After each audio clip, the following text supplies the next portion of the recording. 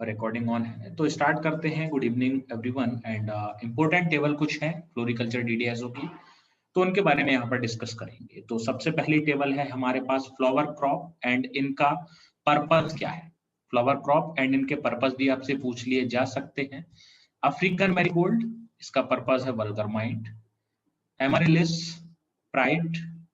Carnation white, women's love. Daffodil, regards.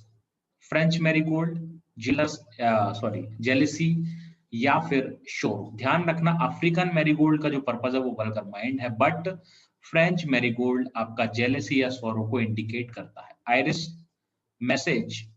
Lily, purity. Narcissus, self esteem. Pansy, thoughts. Rose, love. Stock, luxury and sweet pea, departure. ये सारे के सारे purpose हैं। तो first table तो हमारे पास ये हो जाती है।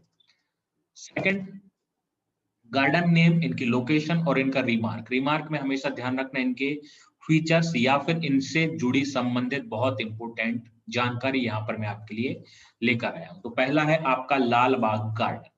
लाल बाग गार्डन कहाँ पर है? बेंगलुरु, कर्नाटक में। ये किसके द्वारा डेवलप किया गया था? हैदर अली के द्वारा। कब? 1760 में। और इसका स्पेशल फीचर क्या है? Floral clock. सेकंड है वृंदावन गार्डन। ये है आपका कृष्ण राजा सागर डैम, मैसूर में, Karnataka. And the largest formal garden है ये आपका Vrindavan garden and it lies across the river Kaveri. Kaveri river इसके बीच में से निकल कर जाती है, इससे होकर निकलती है।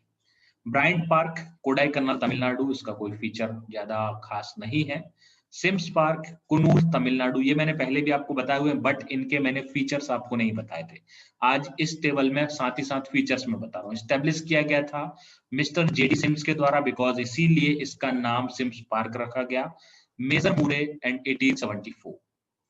बॉटनिक गार्डन, कोयम्बटूर, तमिलनाडु में है। डेवलप किया गया है डिपार्टमेंट ऑफ एग्रीकल्चर के द्वारा, मद्रास, 1908 में। राष्ट्रपति भवन गार्डन, न्यू दिल्ली में है। इसका जो फीचर है वो है डिजाइन किया गया था ब्रिटिश आर्किटेक्ट कौन थे? एडविन लैंडस्टीर लुटियंस के द्वारा। सर बोटैनिकल बुद्धा गार्डन जयंती को हमने पहले देहरादून में भी पढ़ा है, वो क्या है सर? कहाँ पे? देहरादून सर, नोट्स में आपने पहले बताया था बोटैनिकल गार्डन। हाँ भाई, बॉटनिकल गार्डन देहरादून में भी है, बॉटनिकल गार्डन लखनऊ में भी है, बॉटनिकल गार्डन कोयम्बटूर, तमिलनाडु में। तीनों जगह पर स्थापित किए गए हैं बॉटनिकल गार्डन। बायोडाइवर्सिटी मेंटेन करने के लिए बॉटनिकल गार्डन स्थापित किए जाते हैं। वहां पे बहुत सारी स्पीसीज को लगाया जाता है। जैसे बात करें कोयम्बटूर, तमिलनाडु की, तो ये डिपार्टमेंट ऑफ एग्रीकल्चर मद्रास के द्वारा स्थापित किया गया। मतलब कि वहां के जितने भी स्पीसीज थे, वहां के लिए एक गार्डन बना दी गई, पूरा का पूरा बॉटनी वहां पर बना दी गई, तो बॉटनिकल गार्डन वो हो गया। नेक्स्ट, लखनऊ में भी अपना है, तो लखनऊ में भी बनाया है, देहरादून में भी। तीनों जगह है, कंफ्यूज मत होना, ठीक है? तीनों जगह पर बॉटनिकल गार्डन है, कंफ्यूजन तो नहीं है। शिवपुर में भी तो सर बोटानिकल गार्डन है ना, वो भी? हाँ, शिवपुर में भी हो सकता है। अभी अपन पढ़ाएंगे, शिवपुर वाला मैंने इसमें ऐड भी किया है, लखनऊ वाला भी ऐड किया, देहरादून वाला भी ऐड किया है। आगे चलते हैं, फिर अपन देखेंगे वन बाय वन। हाँ, बुद्धा जयंती पार्क न्यू दिल्ली में है। इनफॉर्मल टाइप गार्डन है। तो क्वेश्चन ये पूछा जाता है कि इनफॉर्मल टाइप गार्डन है या कौन सा है, और बुद्धा जयंती पार्क तो रट ही लेना कि न्यू दिल्ली में है, क्योंकि बहुत फेमस गार्डन है। लियोर्ड बॉटनिकल गार्डन, अब देखो यहाँ पे ये लियोर्ड बॉटनिकल का, सॉरी, रोशनार पार्क कहाँ पे है? न्यू दिल्ली में। ये जापानीज स्टाइल का गार्डन है, ये जापानीज स्टाइल का गार्डन है। देन लियोर्ड बॉटनिकल गार्डन, ये है दार्जिलिंग, वेस्ट बंगाल में। एंड गार्डन को कंजर्वेटरी डिस्प्लेस के लिए वहां पर गार्डन बनाया गया है, और लगभग 150 से ज्यादा स्पीसीज कैक्टस की और अदर सकुलेंट प्लांट जो हैं वो सारे के सारे यहाँ पर कंजर्व किए गए हैं। Indira Gandhi memorial tulip garden, ये पहले भी बता चुके हैं हम आपके साथ, डल लेक, जम्मू एंड कश्मीर में है, और एशिया का लार्जेस्ट ट्यूलिप गार्डन है। नेक्स्ट हम बात करें इंडियन बॉटनिकल गार्डन, ये आपका शिवपुर, कोलकाता में। देखो मानस, इसका नाम है Indian botanical garden. Then Shibpur, Kolkata, west Bengal में है। ये स्टेब्लिश्ड हुआ था 1787 में। शालीमार बाग, कश्मीर, नूरजहां ने बनवाया 1620 में। एंड अचबल बाग, कश्मीर, ये भी नूरजहां ने बनवाया 1620 में। चश्म ए शाही गार्डन कश्मीर में है, स्टेब्लिश किया गया था, मुगल गवर्नर थे अली मर्दाम खान 1632 में। बहुत इंपोर्टेंट टेबल है, क्वेश्चन पूछे जा सकते हैं यहाँ से। सर एक निशात काम गार्डन। कीजिएगा, हम्म। वो शिवपुर वाला है ना सर, पास में 1787 के पास ब्रैकेट में पाम लिख दीजिए, क्योंकि आपने आज एक क्वेश्चन दिया था ना, तो एक साथ हो जाएगा वो याद। पाम के लिए ये फेमस है लो ना। लिख दिया। जी सर, ठीक है, थैंक यू। पाम के लिए फेमस है। देन मंदोर गार्डन है आपका, सॉरी निसत गार्डन श्रीनगर में है, एंड आसफ खान के द्वारा 1633 में डेवलप किया गया।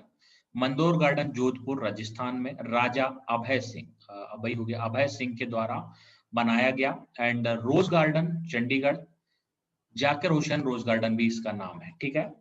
Sayaji park Baroda Gujarat, branching palm के लिए फेमस है, या फिर ब्रांचिंग पाम इसमें बहुत ज्यादा है। Mughal garden Pinjore Haryana, and garden conservatory displays more than 150 species of cactus and other succulent plant. ये भी वन सेकंड, पिंजौर गार्डन में ये नहीं आना था, बट मैंने यहाँ पर लिखा हुआ छोड़ दिया, क्योंकि पिंजौर गार्डन से बिल्कुल भी रिलेटेड ये नहीं है। हाँ जी, बिल्कुल सही बात है, यहाँ पे ये चीज नहीं आना थी। ये मैंने पिछली वाली स्लाइड को कॉपी करके उसमें डाल रहा हूँ, तो इसको मैंने हटाना भूल गया हूँ, तो ये नहीं आएगा। पिंजौर गार्डन में ऐसा कुछ नहीं है। Botanical garden FRI Dehradun UK, botanic garden Lucknow UP, यानी कि ये बॉटनिक एंड बॉटनिकल दोनों सेम ही है, UP, also known as Sikandar Bagh. या ध्यान रखना, जो लखनऊ यूपी में बॉटनिकल गार्डन है उसे सिकंदरा बाग के नाम से भी जानते हैं। And Baradari garden Patiala Punjab में है, और क्योंकि बारादरी क्यों कहते हैं आप सभी लोग जानते हो, क्योंकि ये कैनोपीड स्ट्रक्चर है 12 दरवाजे के साथ, इसलिए इनको बारादरी बोला जाता है। नेक्स्ट हम चले, नेक्स्ट बात करते हैं फ्लावर्स की, एंड ये फ्लावर्स हैं हमारे और प्रोपेगेशन मेथड है, ठीक है। रोज की बात करें तो मैं यहाँ पर आपको बताता जाता हूँ, रोज की कमर्शियल की बात चल रही है ना, कमर्शियल टी बडिंग जरबेरा। भाई अब कौन चैटिंग में क्या बोल रहे हैं बता दें हमें। चलिए, Sunil ji please correct your notes students, Roshanara is Japanese garden in notes, right on Mughal garden. Roshanara is Japanese और मुगल। श्रवनी शान्याल बोल रही है कि रोशनारा गार्डन जापानीज है या फिर मुगल गार्डन है, तो सुनील बोल रहे हैं जापानीज। यहाँ पर हमने क्या दिया आप एक बार देख लीजिए, एंड परेशान होने की आवश्यकता नहीं। जापानीज जी सर, करेक्ट लीजिए। जापानीज दिया मैंने। जापानी से दिया था, सही है सर। चलिए रोशनारा तो बुद्ध जयंती दोनों ही जापानी से है, सही दिया ओके सर। ओके, वहाँ नोट्स में शायद कुछ नोट्स गड़बड़ में हो मेरे सके। मुगल में लिखा हुआ था सर। अच्छा, नोट्स में मुगल में दे दिया, तो भाई मुगल लिखा जापानीज, हुआ। हाँ जापानीज करेक्ट कर लेना, जापानीज करेक्ट कर लेना, ओके। इसीलिए ये दोबारा से रिवीजन क्लास हो रही है, क्योंकि जो भी गलतियां हैं सारी अपन यहाँ पे सुधारते जा रहे हैं। जरबेरा, इसका कल्टीवेशन प्रोपेगेशन किया जाता है डिवीजन ऑफ क्लम्प्स के द्वारा या फिर माइक्रो प्रोपेगेशन। कार्नेशन का होता है टर्मिनल कटिंग, ग्लेडियोलस का है कॉम्स के द्वारा, मैरीगोल्ड का सीड्स के द्वारा, क्राइजेंथीमम सकस and terminal cutting, orchids division cutting tissue culture, Gomphrena seeds, jasmine cuttings, Dahlia stem cutting division of tuberous roots, tuberose bulb, China star seeds, Bird of Paradise division of Clumpia suckers, Anthurium suckers, Croceta seed and Hibiscus semi hardwood cutting। तो इतने सारे आपके यहाँ पर flowers हैं, और इन flowers का method of propagation यहाँ पर मैंने दिया हुआ है। अब है हमारा स्टेज ऑफ हार्वेस्ट, बट आज जो है आपकी 4 से 5 टेबल ही मैं अभी बना पाया था, लगभग 1 घंटा मुझे यहाँ पे लग गया ढूंढ ढूंढ के इन सभी को बनाने में। तो इसके बाद देखो मैं आपको इसमें एक टेबल और ऐड करके आपको प्रोवाइड कराऊंगा, ठीक है। उसमें कौन सी टेबल होगी, वो होगी स्टेज ऑफ हार्वेस्ट वाली टेबल। स्टेज ऑफ हार्वेस्ट इसी में ऐड करके अभी मैं आपके व्हाट्सएप ग्रुप पर डाल दूंगा, सारे लोग टेबल याद रख लेंगे, और प्लीज उनको कोई हम रेप्लिकेट मत करना, ये भाई आपसे गुजारिश है, नहीं तो एक दो बंदे यहाँ पर ऐसे हैं कि जो रेप्लिकेट करते हैं। अब अपन आगे चलते हैं, नेक्स्ट स्टार्ट करते हैं। देन सर यहाँ ग्रुप पर में मुझे भी ज्यादा आपके लिए, मेंबर हो गए हैं। हाँ भाई सर ग्रुप में भी ज्यादा मेंबर हो गए टेलीग्राम पर। टेलीग्राम पे कितने मेंबर हो गए? 15 ही तो हुए, ज्यादा हो गए क्या? सर 21 शो हो रहे हैं। सर 21 हो रहा है हाँ अभी। नहीं, हाँ नहीं नहीं, वो तो मैंने ऐड किए हुए हैं उसमें मानस चैनल पे ना, चैनल पे मैंने ऐड, हाँ मैंने ऐड किया हुआ है वो तो, उसमें फिर मैंने प्राइवेट कर दिया था, फिर कोई नहीं आ पाया। चलिए अब आगे हम नेक्स्ट क्या चलाने वाले थे, हमारा उसकी जो न्यू आपका मैटर है उसकी पीडीएफ आप लोगों को व्हाट्सएप ग्रुप पर मिल जाएगी, परेशान नहीं होना है। अब ये वाली पीडीएफ तो आपके पास है, फ्लावर अरेंजमेंट वाली। फ्लावर अरेंजमेंट अपन यहाँ पर पढ़ रहे थे। देन नेक्स्ट चलते हैं टाइप। फ्लावर अरेंजमेंट के टाइप होते हैं दो प्रकार के। First one is fresh flower arrangement, second one is dry flower arrangement, यानी कि सूखे हुए फूलों को भी अरेंज किया जा सकता है, देन फ्रेश फ्लावर को भी अरेंज किया जा सकता है। मैंने जो आपके क्वेश्चंस थे वो मैंने ढूंढ ढूंढ कर उनके आंसर सही कर दिए थे, और जो क्वेश्चन थे कि जो अपने उसमें थे डाउट में थे, तो उन क्वेश्चन को अभी मैंने रिमूव वहां से कर दिया है। मैं उन्हें ढूंढ रहा था बट बुक्स में नहीं मिल पा रहे थे, तो अब मुझे और कहीं उनका जो है सोर्स सर्च करना पड़ेगा। सबसे पहले बात करेंगे स्टाइल ऑफ फ्लावर अरेंजमेंट। तो ये कितने प्रकार के, पहला है वेस्टर्न स्टाइल, सेकंड है eastern style. Okay, western style में क्या करेंगे, mass concept of arranging flower in an even symmetry. Mass concept का मतलब है कि यहाँ पर बहुत सारे फ्लावर्स को हम एक साथ अरेंज करते हैं, एक साथ किसी भी पॉट में या फिर एक साथ किसी भी कंटेनर में अरेंज उनको किया जाता है। इवन सिमेट्री यानी कि वहां पर एक सिमेट्रिकल शेप भी उन्हें दिया जाएगा। नेक्स्ट ईस्टर्न, इसी को बोला जाता है जापानीज, इसी को बोला जाता है इकेबाना। तो ध्यान रखना, ईस्टर्न स्टाइल, जापानीज स्टाइल और इकेबाना स्टाइल, ये तीनों एक ही नाम है। क्वेश्चन यही से रेज हो जाएगा और यही हम कंफ्यूज हो जाएंगे। which are based on specific rules and angles using less material। ये किस पर बेस्ड होती है, एक स्पेसिफिक रूल इनके होते हैं, कुछ एंगल्स होते हैं और कुछ इसमें हम बहुत कम मटेरियल का यूज करते हैं। देन बात करें बेसिक डिफरेंस की, तो ठीक है भाई, वेस्टर्न स्टाइल सिमेट्रिकल है जबकि ईस्टर्न स्टाइल हमारा एसिमेट्रिकल है। क्यों एसिमेट्रिकल है? बिकॉज जापानीज गार्डन भी हमारे एसिमेट्रिकल होते हैं यानी कि इनफॉर्मल होते हैं, एंड साथ ही साथ हमारे ईस्टर्न स्टाइल भी जापानीज और वो भी हमारी एसिमेट्रिकल है। More flower to create mass effect, इसमें बहुत सारे फ्लावर्स की आवश्यकता होती है। इसमें ब्यूटी ऑफ इंडिविजुअल मटेरियल, आप इसमें एक फ्लावर को भी वहां पर अरेंज कर सकते हैं और उसकी एक अलग ही ब्यूटी आप वहां पर दिखा सकते हैं। नेक्स्ट चलें, accessories are never used. Accessories इसमें बिल्कुल यूज नहीं होती है, किसमें? क्योंकि वहां पर फ्लावर्स ही इतने होते हैं, एक्सेसरीज की आवश्यकता नहीं होती।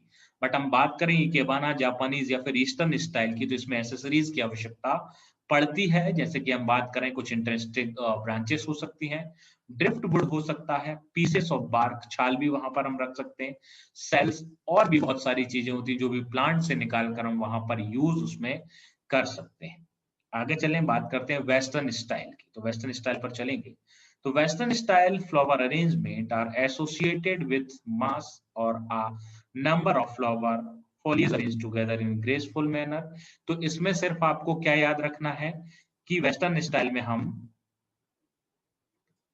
मास फ्लावर का यूज करते हैं, बस दो वर्ड, मास फ्लावर, फ्लावर बहुत अधिक मात्रा में होंगे और कुछ यूज नहीं करना, याद नहीं करना। सेकंड, वेस्टर्न है तो सीधी सी बात है, पश्चिमी देश कौन कौन से हैं? इंग्लैंड, या फिर हम पूरे महाद्वीप की बात करें तो Europe. This style was first used to decorate places, mansions and churches. तो भाई आप सभी लोग जानते हो यूरोप एंड इंग्लैंड में चर्च में सभी लोग जाते हैं, तो सबसे पहले प्लेसेस को डेकोरेट किया गया था। कुछ मेंशंस थे जो बहुत बड़े बड़े मेंशंस होते हैं, जिसमें कि पहले के जो इंग्लैंड एंड यूरोप वाले जो रहते थे राजा वाजा लोग, वो रहते हैं वहां पे, उनको मेंशंस बोला जाता था। और चर्चेस, उनको, उनमें ये वेस्टर्न स्टाइल यूज किया जाता था। नेक्स्ट, वेस्टर्न स्टाइल में सिर्फ दो वर्ड याद रखना, कौन से? मास फ्लावर, बस। और यदि एक ही वर्ड की बात करूं तो ओनली मास। नेक्स्ट हम बात करेंगे जनरली, देखिए कौन कौन सा शेप होता है। Triangular, round and Oval shape were created. कौन कौन सी शेप क्रिएट करते हैं? एक तो triangular, second one is round and third Oval shape. But after the second world war, द्वितीय विश्व युद्ध के बाद क्या हुआ? डिजाइन थोड़ी सी चेंज हुई। L shape, crescent, A shape, इन सभी को इंट्रोड्यूस किया गया। यानी कि पहले triangular, round and Oval shape होता था, बाद में जाकर एल शेप बना, क्रिसेंट एंड ए शेप, इन सभी के सभी डिजाइन्स को यहाँ पर इंट्रोड्यूस किया गया। नेक्स्ट है, which for western arrangement required to be fitted with a pin holder. हाँ देखिए, जब हम इनको बहुत सारे फ्लावर्स होते हैं, तो बहुत सारे फ्लावर्स को क्या होगा, यदि ये बहुत सारे फ्लावर्स को आपने जमाया हुआ है तो भाई इनको बांधने के लिए कुछ ना कुछ तो चाहिए होगा। तो पिन होल्डर, एक पिन होता है जो इन सभी को आप इनमें पिन कर देते हैं, या फिर इसमें एक वायर का यूज भी कर सकते हैं, वायर के द्वारा इन सभी को आपस में जोड़े रख सकते हैं। Is also make use of an oasis और a block of plastic form. यहाँ पर आप ओसिस का यूज भी कर सकते हैं। जो ओसिस होता है वो एक प्रकार का कंटेनर है। कंटेनर यानी कि आप वहां पर उसे उस कंटेनर में रख सकते हैं। वो एक आपका शेप वाला कंटेनर होता है, वहां पर आप उसे जमा सकते हैं। देन प्लास्टिक फॉर्म का यूज हम वहां पर कर सकते हैं, बहुत ही हल्का होता है वेट में, and solid and heavy when it is immersed in water for approximately 20 minute. यदि 20 मिनट इसको वाटर में रखा तो ये थोड़ा सा सॉलिड हो जाएगा एंड हैवी हो जाएगा, बिकॉज फोम है। फोम तो आपका वाटर को एब्जॉर्ब करता है। तो आपको सिर्फ क्या ध्यान रखना है कि ओसिस का यूज किस में होता है। क्वेश्चन आपसे पूछा जाएगा ओसिस किससे रिलेटेड है, तो ये है हमारा वेस्टर्न फ्लावर अरेंजमेंट से रिलेटेड है। ठीक है। सर सर नेक्स्ट, सर हाँ मानस बोलो। सर हाँ सर, वो आपने बोला ना कि इसमें वेस्टर्न में एक्सेसरीज का कोई यूज नहीं होता है, तो वायर हाँ। नेटिंग और ये जो पिन होल्डर है ये एक्सेसरीज में नहीं आता है। एसेसरीज का मतलब कि वहां पर ये था कि यहाँ पर हम पूरा का पूरा फ्लावर ले रहे हैं मानस। यहाँ पर जैसे वो एसेसरीज उसमें बार की यूज हो रहा था, आपका स्टेम यूज हो रहा था, है ना, वहां पर उसकी अच्छा। ब्रांचेस यूज हो रही थी। तो वो ब्रांचेस, बार्क एंड जो स्टेम था वो हम वेस्टर्न में यूज नहीं करते हैं। उस एसेसरीज का ओ मतलब ये ओके था, ओके। है ना। अच्छा इसमें अच्छा अच्छा। मतलब फुल ओके ओके फ्लावर का ही यूज किया जाएगा। ओके सर, डिफरेंट क्लियर है। मॉडल, हाँ ओके, डिफरेंट मॉडल्स हैं वेस्टर्न के। एंड जो मॉडल्स हैं उनको हम पॉट्स की चॉइसिंग कर सकते हैं। जैसे कि बात करें ट्रायंगुलर मॉडल, तो इसके लिए हम क्या ले सकते हैं, एक ब्रास का बेस ले सकते हैं ट्रायंगुलर मॉडल के लिए। राउंड बाउल मॉडल है तो इसके लिए भी हम ब्रास बेस ले सकते हैं। ओवल बाउल मॉडल है, rectangular and boat shaped container हम इसे ले सकते हैं। एल शेप्ड मॉडल है, रेक्टेंगुलर कंटेनर ले सकते हैं। एस शेप्ड मॉडल के लिए वेस विद अ स्टेम और अ टॉल वेस ले सकते हैं, या फिर क्रिसेंट शेप मॉडल के लिए अ वेस विद स्टेम, इसको हम यूज कर सकते हैं। यानी कि किस पॉट का चॉइस किया जाए, किस मॉडल के लिए, आप मॉडल कौन सा बनाना चाह रहे हैं, तो सर किस वेज पॉट का कौन सा pot? मतलब हाँ जी, सर हाँ वेज का बोले। मतलब क्या है यहाँ पे? अब ब्रास वेस का मतलब है यहाँ पर एक प्रकार का कंटेनर है जो कि ब्रास से बना हुआ है।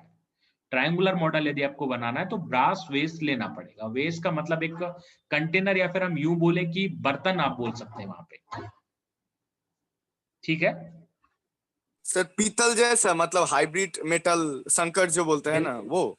बिल्कुल बिल्कुल वही है, ओके वही सर। है। हाँ, ओके सर। ब्रास बेस का मतलब है कि उसी के जैसा सामान अपन ले सकते हैं। ठीक है, क्लियर है। और किसी को कुछ पूछना है तो पूछ सकते हो आप, ऐसा नहीं है कि हम किसी को सुनेंगे नहीं या फिर जो भी है।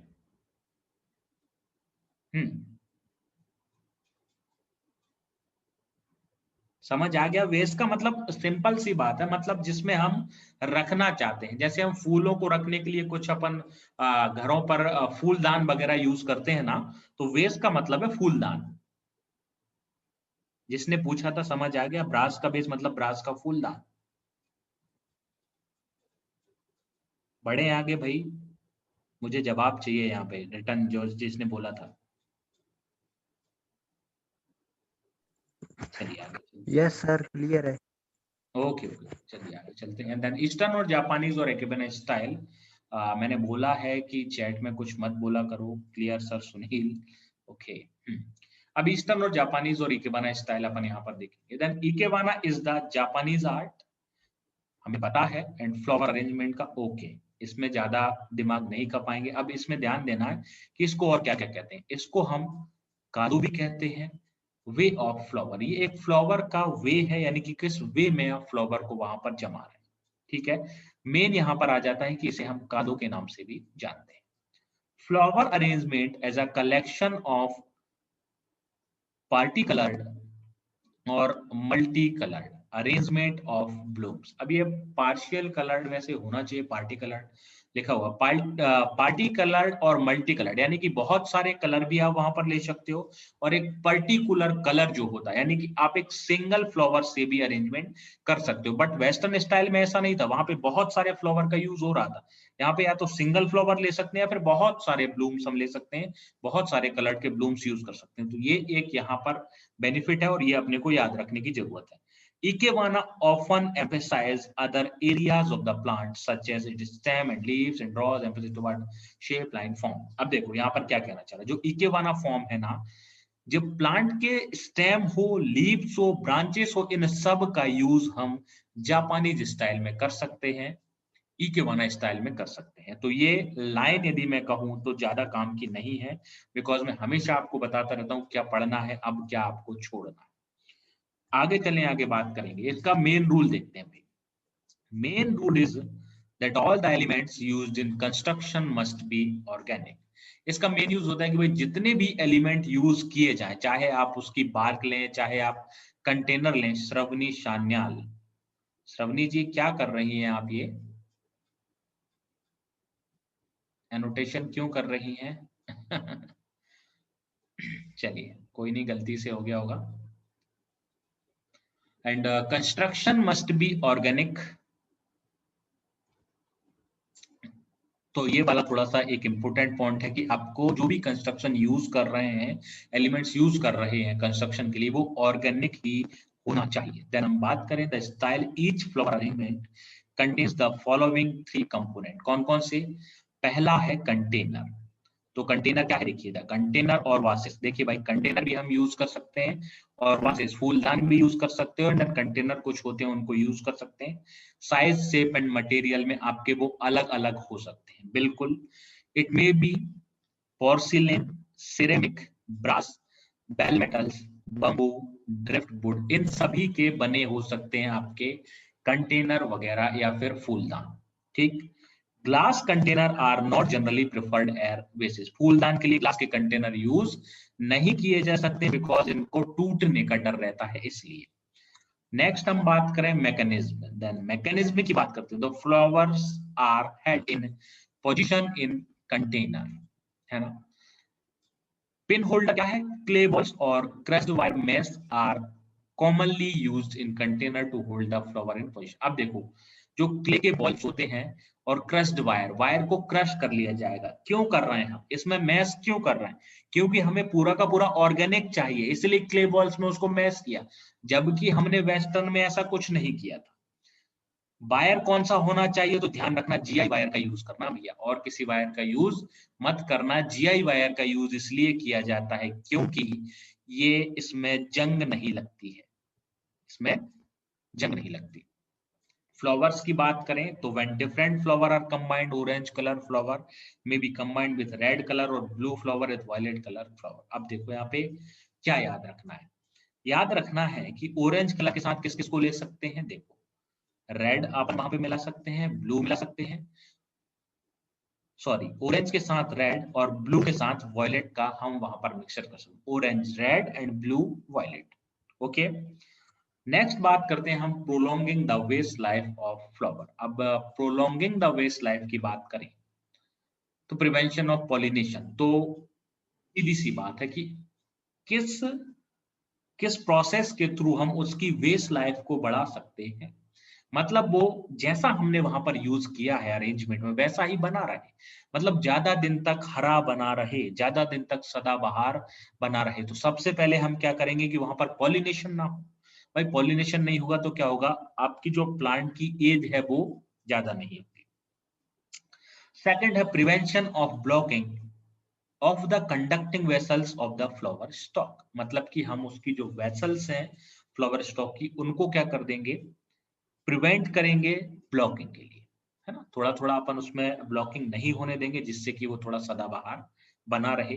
Bye dipping the stem of cut flower in boiling water for 20 to 30 second. अब ध्यान रखना, ये वाला जो है पॉइंट बहुत ही मोस्ट इंपोर्टेंट हो सकता है। क्वेश्चन पूछा जा सकता है कि वेस्ट लाइफ को बढ़ाने के लिए कितने सेकंड या कितने मिनट तक आप बॉयल वाटर में उसको डुबाओगे। तो आप ध्यान रखना 20 से 30 सेकंड तक हम उसे डुबाते हैं।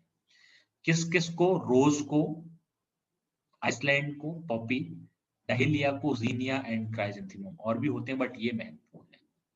मानस जी दास बोले। हाँ सर, इसका कोई टर्म है? ये जैसे पल्सिंग होता है और कुछ कुछ नाम होता है, इसका कोई नाम है सर?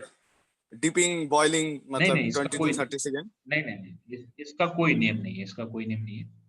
यदि होता ओके तो सर, यहाँ पर लिखा होता, इसका कोई ऐसे नेम नहीं है। हाँ। Bye okay sir. Burning the stem of the cut flower for 15 second, अपन उसके स्टेम को बर्न भी कर सकते हैं।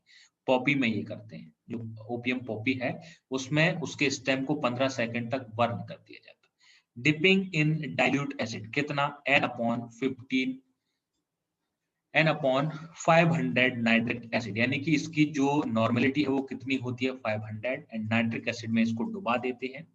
Splitting the stem in woody flowers like hydrangea, rhododendron before placing them in cold water. Splitting कर देंगे इनके स्टेम की, किस किस के फ्लावर में? हाइड्रेंजिया के फ्लावर में, रोडोडेंड्रॉन के में, before placing them in cold water. आगे चलें, आगे बात करेंगे भाई। सिर्फ काम काम की बात मैं आपको यहाँ पर बता रहा हूँ, पढ़ा पूरा रहा हूँ, रिवीजन पूरा करा रहा हूँ, बट सिर्फ वही बता रहा हूँ जो याद रखना। अब देखो नेक्स्ट लाइन में क्या लिखा है, use of preservative solution has been known for many years in lightning vase. अब भाई कौन सा प्रिजर्वेटिव, ये तो बता दीजिए कौन सा प्रिजर्वेटिव। तो इसको तो इस वाली लाइन को तो पढ़ने की आवश्यकता है नहीं बार बार। क्या पढ़ेंगे? शुगर से preservative, biocide preservative, anti ethylene compound, ये सब क्या है? हमारे प्रिजर्वेटिव्स हैं। तो यहाँ पर सबसे मेन क्या है? Sugars and biocides. Silver thiosulphate जो है ये एक एंटी एथिलीन कंपाउंड। अब देखो यहाँ पर क्वेश्चन क्या आ गया? एंटी एथिलीन, तो यहाँ पर हमने लिख लिया सिल्वर थायोसल्फेट। अब ये भी हमें पता चल गया एंटी एथिलीन कंपाउंड कौन सा है? Silver thiosulphate. In the preservative solution while quinoline compound is a biocide. Quinoline compound जो है वो बायोसाइड है, ध्यान रखना। बायोसाइड का एग्जांपल क्या है? Quinoline compound. And preservative anti ethylene compound कौन सा है? Silver thiosulphate. नेक्स्ट हम बात करते हैं फ्रेश फ्लावर अरेंजमेंट, आपका हो गया एंड। नेक्स्ट है dry flower arrangement. Dry flower products are handmade paper, lampshade, wall quilt, decorations, books, candle holder, ये सब कुछ आपके ड्राई फ्लावर से बनाए जाते हैं। ध्यान रखिए, ड्राई फ्लावर के सारे प्रोडक्ट हैं, तो आपको पता होना चाहिए। Second one is harvesting flower. भैया हार्वेस्टिंग कब करें फ्लावर्स की? तो फ्लावर्स या फिर leaves for drawing may be collected at any time during the growing season. Flowers को हम कभी भी कलेक्ट कर सकते हैं, लीव्स को हम कभी भी कलेक्ट कर सकते हैं ग्रोइंग सीजन में, कोई एक पर्टिकुलर टाइम नहीं है। Okay, the best time of day to cut in mid morning. सबसे अच्छा समय कब होता है? सुबह में। सुबह का जो मध्य वाला मॉर्निंग है, मिड मॉर्निंग है, वहां पर आप इन्हें कट कर सकते हैं। Dampness can lead to mould and slow drying. अब डैम्पनेस क्या है? डैम्पनेस है कि वहां पर यदि डैम्पनेस आ गया, मान लीजिए कि ज्यादा नमी में आपने लीफ को तोड़ लिया, तो वो माउल्ड को लीड करेगा, यानी कि फफूंद को बढ़ाएगा और स्लो ड्राई होगा। देखो इसे पढ़ने की आपको आवश्यकता नहीं, क्योंकि आपको पता है ऑलरेडी, है ना। बेस्ट टाइम क्या है? सबसे पहले तो आप ये पढ़िए, इसको बिल्कुल ना पढ़े, आपको पता है। डैम्प और over matured plant should not be harvest, तो ये भी एक कॉमन सेंस वाला पॉइंट है, हम बार बार इसे बिल्कुल नहीं पढ़ेंगे। हार्वेस्टिंग फोलिएज, फोलिएज को कब हार्वेस्ट करें, है ना। The leaves will be at peak maturity, जब इसकी जो मैच्योरिटी वो एकदम पीक पर हो तब इसे हार्वेस्ट कर लेंगे। फोलिएज हमारा dried by preserving in a solution water and glycerine. Foliage जब आपका ड्राइड हो जाता है तो हमें वाटर और ग्लिसरीन के सॉल्यूशन में उसे प्रिजर्व करके रखना होता है। ये एक मोस्ट इंपोर्टेंट पॉइंट है, किस किस में? वाटर में और ग्लिसरीन। यंग ग्रीन लीफ जो होती है वो डोरमेंट लीव्स एंड उनकी बात चल रही है, तो उनको हार्वेस्टेड नहीं करना है। दे नॉट एब्जॉर्ब ग्लिसरीन, क्योंकि जो यंग ग्रीन लीव्स है और डोरमेंट लीव है, ये ग्लिसरीन को एब्जॉर्ब ही नहीं करती। ग्लिसरीन को जब तक एब्जॉर्ब नहीं करेंगी तब तक इनका प्रिजर्वेशन संभव नहीं है। ड्राइंग टेक्निक, पहला है एयर ड्राइंग। एयर ड्राइंग का मतलब सीधी सी बात है, यहाँ पर लिखा हुआ है एयर ड्राइंग कौन सी है? हैंग एंड ड्राई, मतलब कि पत्तियों को ऊपर क्या किया? टांग दिया गया है, हैंगर पे टांग दिया गया और हवा के द्वारा वो सूख रही, और ये सबसे पुरानी मेथड है, मोस्ट इंपोर्टेंट है कि ये सबसे ओल्डेस्ट है और इजीएस्ट ड्राइंग टेक्निक है। सिंपल सी बात है भाई, it is one of the longest drawing method, लेकिन भाई बहुत देर में इससे ड्राइंग होती है लीव्स, तो ये लॉन्गेस्ट ड्राइंग मेथड हो गया। It usually takes 3 to 4 weeks, ये थोड़ा सा ध्यान रखना, कितना समय ले लेती है, 3 से 4 सप्ताह ये ले लेती है फ्लावर को कंप्लीटली ड्राई करने में। तो ये कुछ इंपोर्टेंट मैंने यहाँ पर आपको बताया पॉइंट। नेक्स्ट है the ideal place for hanging the flower is placed with ideal condition like, देखो क्या क्या होना चाहिए, डार्कनेस हो तो बेटर है, डार्कनेस होता है तो क्या होता है, उनका कलर फेड नहीं होता, एयर फ्लो अच्छा होना चाहिए, परफेक्ट ह्यूमिडिटी लेवल होना चाहिए, सेकंड है वाटर ड्राइंग, थर्ड है प्रेस ड्राइंग।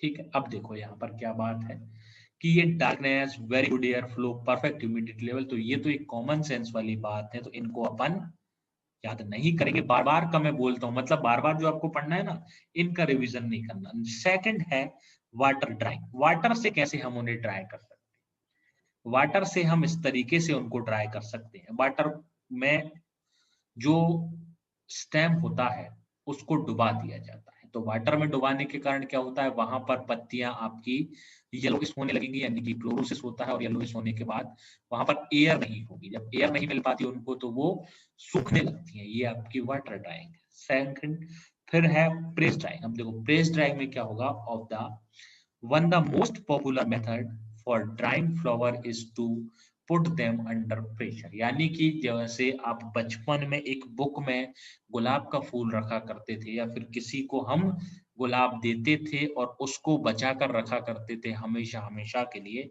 तो वो ही थी प्रेस ड्राइंग, और वो सबसे मोस्ट पॉपुलर मेथड है, बिकॉज उसमें एक जेंटली तरीके से फ्लावर आपका सूखेगा और उसका कलर भी फेड नहीं होता। ड्राइंग बाय एम्बेडिंग इन डेसिकेंट्स, डेसिकेंट्स क्या होते हैं, डेसिकेंट्स हम उनको बोलते हैं जो कि मॉइस्चर को एब्जॉर्ब कर लेते हैं, बहुत जल्दी मॉइस्चर को एब्जॉर्ब करेंगे। Then the best all around method, जो डेसिकेंट्स का यूज करने वाली मेथड है ना, वो सभी मेथड्स में सबसे अच्छी मानी जाती है, ऑल अराउंड बेस्ट है। Most well known is silica gel and borax, but clean dry sand can also be used. इसके लिए हम यूज क्या करते हैं, आपने देखा होगा जब भी आप कोई ट्रॉली बैग लेने जाते हैं, जब भी आप कोई कंपनी का एक बैग लेकर आते हो घर पे, या फिर आजकल तो विदाउट कंपनी में भी आपको एक वहां पे पैकेट मिलता है जिस पर लिखा होता है सिलिका जेल। वो क्यों होता है, बिकॉज उसमें मॉइस्चर नहीं आने देता, वो उस मॉइस्चर को वो अपने अंदर सोखता रहता है, तो उसी का हम यूज करेंगे। उसके बीच में हम लीव्स को रख देंगे, लीव्स के मॉइस्चर को सिलिका जेल गेन कर लेगा, जल्द से जल्द सुखाएगा, और हम ड्राई सैंड का भी कभी कभार यूज करते हैं, बट वो क्लीन होना चाहिए, ऐसा नहीं है कि बहुत सारा वहां पर हमें पता चल रहा है कि लीव्स ही हमारी डिजीज हो गई है। आगे चलें, आगे बात करें ग्लिसरीन ड्राइंग। तो ग्लिसरीन ड्राइंग का क्या करेंगे, देखो ध्यान से, this is done by emerging leaves और placing stem in a 33% glycerol solution. बस ये ध्यान रखना, कितने प्रतिशत ग्लिसरॉल सॉल्यूशन में, 33% ग्लिसरॉल सॉल्यूशन का यूज हम इसमें करते हैं।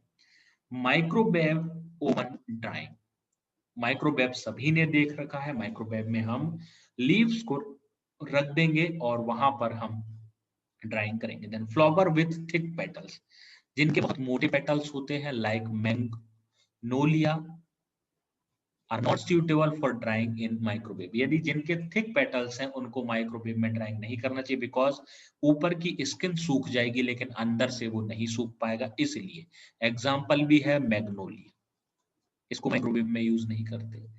Brightly coloured flower are best to dry, जिनका कलर ब्राइट है यानी कि फेड होने की समस्या कम है, उनको माइक्रोवेव में होगा, क्योंकि माइक्रोवेव में कलर भी थोड़ा भद्दा हो जाता है। Wired flower should not be used in microwave oven, बिल्कुल, क्योंकि वायर उनका गर्म होकर पूरे के पूरे प्लांट को जला सकता है, तो वायर्ड फ्लावर्स को कभी उसमें नहीं यूज करना चाहिए। फ्रीज ड्राइंग, फ्रीज ड्राइंग क्या है, freeze drying technically known as lyophilisation. बस यही ध्यान रखना कि फ्रीज ड्राइंग का हम क्या कहते हैं कॉमनली, लायोफिलिजेशन, है ना।